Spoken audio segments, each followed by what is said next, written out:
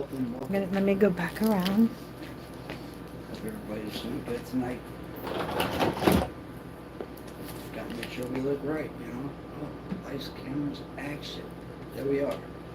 Coffee, Kush, and questions. Just less coffee, less Kush, and definitely a little bit more about the questions. I'll be your host, Jeremy Bernheisel, independent presidential candidate for 2024. I hope you guys are all having a great day tonight. Staying positive, staying motivated, keep on doing what you guys do on a daily basis. Don't allow neither party, I'm talking about the Democratic or the Republican Party, scare you guys into voting for somebody you do not have faith and confidence in. It is your duty to back up the best candidate that you feel will represent you, the people. And that's just a little quick word for the night and stuff like this. Just food for thought, okay, people? Don't get scared about these candidates and just voting for them or somebody else that you truly do not feel comfortable with. Next thing on the actual agenda for tonight, we're going to have a couple different couple different little things pop up and stuff like this. If you guys have any comments, concerns, or anything, please follow Wounded Warrior Project. No, Wounded Warriors behind bars. Wounded Warrior behind bars. My mistake. You know. No worries. It's easy to get confused. Yeah, but okay. Wounded Warriors behind bars. Make sure you guys are tapping in with myself or Robin. Robin. Hey. Robin Walker Salas. Hey. I see she's kind of, scared and stuff like this. Hey, we're doing all right. No, this focus on presidential candidate Jeremy Bernheisel. So tonight's discussion and stuff like this, we're going to have it based around two different topics, okay? And the two topics that we are going to talk about that I think is important for us as American people to all have, a good conversation on. Abortion and the actual possibility of you having a choice in what you do with your body, not just abortion, that would also include vaccinations as well, and also the taxation of the American people, and how I believe that taxation for the American people can end and actually be taken from other places to help out with multiple different issues as well. So anybody that wants to or ask questions or anything, feel free. Make sure you guys are dropping those questions down in the comment box and everything like this. Next week, we're going to have our mic set up and stuff like this with a little bit more lighting and stuff. Excuse me. It is kind of late. It is cold. It is raining outside, but I'm still smiling and having a great day. So I hope you guys are doing the same thing. So the very first topic that we're going to talk about, and just jumping right into it, is, are you guys pro-choice or pro-life? The hypocrisy in between the actual conversations. That's a very confusing term for someone who doesn't know exactly what that means. I mean, if we're talking about abortion, that falls under what a person does with their body. But then that has to include, if we're going to talk about what people do with their body, then we got to talk about the addiction that's in the street too. Yeah. So, I mean, there's a lot of extremes that cover when you're talking about people's right to do what they want with their body. Yeah. No, I agree. I agree. So, but abortion, and also vaccinations and things like this, I think people should have the right to choose on what they actually do with their bodies. I would like to actually rather focus in on how can we, as American people, lower the need for abortion here in the United States. I think that should be the key question right there. How can we, the American people, lower the need for abortion here in the United States? And I actually have a solution to this, a real simple solution. But, any questions? No, I was thinking if you give girls and boys of an appropriate age one of these dolls that's like a living doll, yeah, that really does help them understand what taking the responsibility. See, I think part of our generation that we're dealing with now as adults and young adults just don't know. They were not exposed to the same extent of knowledge we were. We have a lot of devices and things that while both parents are working, the child is preoccupied with other things that a lot of times parents don't know about. No, and I agree. But I'm looking at the aspect of this right here. How can we rebuild the family nucleus to put morals back in the household that would lead our children to better decisions later on down in life, especially when it comes into procreating and who to procreate with? We need to bring a lot That's a really big can of worms. Yeah, that's a big can of worms, but at the same time, I think it's important for At us. one time, there was a law that said certain ones couldn't hook up and procreate together.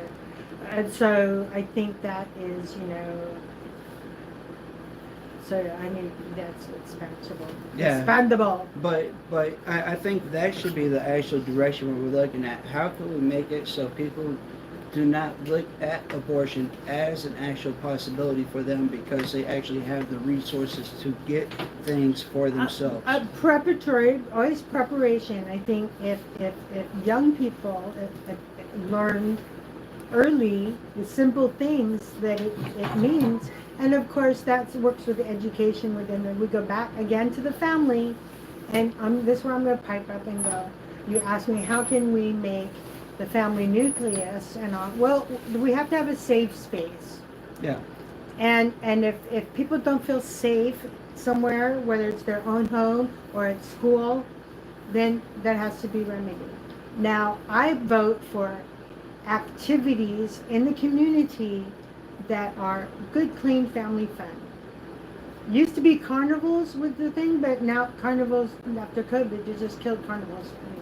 And carnivals weren't really family oriented anyway. No.